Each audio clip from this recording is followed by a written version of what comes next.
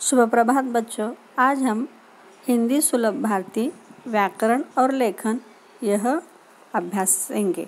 कक्षा है 5वीं, तो 5वीं कक्षा की हम व्याकरण का अभ्यास आज से शुरू करेंगे। तो देखिए, पहला पाठ है हमारा वर्णमाला का परिचय। देखिए, उसके सामने उन्होंने 1 दिया है, यानी क्या, तो वर्णमाला का परिचय भाग 1 और भाग 2, इस तरह से इसके 2 परिचय है। परिचय यानी जानकारी देना। तो देखिए, वर्णमाला का परिचय। वर्णमाला यानी क्या, तो व्याकरण में जो अक्षरों का उपयोग किया जाता है, उन अक्षरों से हमें क्या मिलता है, वर्ण मिलता है। वर्ण यानी अक्षर। वर्ण यानी क्या, अक्षर। तो देखिए, वर्ण यानी क्या है, अक्षर। सभी को याद रखना है बच्चों।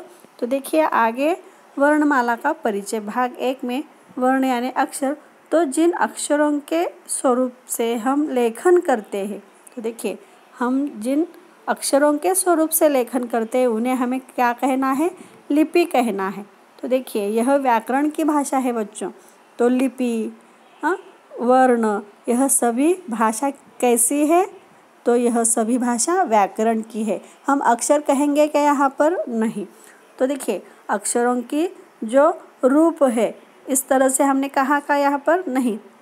तो यहाँ पर क्या है, तो जो वर्ण है, जो तो उन वर्णों का जो स्वरूप है, जो लिखने का ढंग है, तो जो लिखते हैं उसे हम लिपि कहते हैं। तो किस तरह से लिपि है, देखिए, मैं जब उच्चार करूँगी आपको सामने आ जाएगा, क्योंकि आपने अब तक पढ़ा है। अ जिस स्वरूप में हम लिखते हैं उसे कहते हैं लिपि। हम जिस स्वरूप में लिखते हैं उसे हम कहते हैं लिपि। तो देखो बच्चों, वर्णमाला के 3 भाग होते हैं। हिंदी में वर्णमाला के 3 भाग होते हैं। हमने मराठी में वर्णमाला के कितने भाग देखे हैं, वेरी गुड, स्वर और व्यंजन। लेकिन यहाँ पर हम हिंदी में स्वर, व्यंजन और संयुक्त व्यंजन, इस तरह से वर्णमाला के 3 भाग यहाँ पर देख रहे हैं। तो देखिए, स्वर कौन कौन से हैं, तो स्वर है अ से लेकर आहा तक। तो देखिए, स्वर है अ से लेकर आहा तक। उसके बाद है व्यंजन। तो देखिए, व्यंजन क्या है, जिन वर्णों का उच्चारण स्वरों की सहायता से होती है। जिन वर्णों का उच्चारण स्वरों की सहायता से होती है उन्हें हम व्यंजन कहते हैं। तो जैसे देखिए, क में अ का उच्चारण होता है। क में अ का उच्चारण होता है, इसीलिए व्यंजन क्या करता है, स्वर का सहायता लेता है, स्वर की मदद लेता है। समझ में आ गया।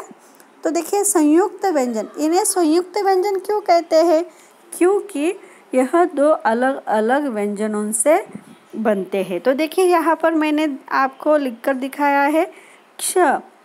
क्ष किस तरह से बनता है, क, आधा क और श मिलकर क्या बनता है, क्ष बनता है।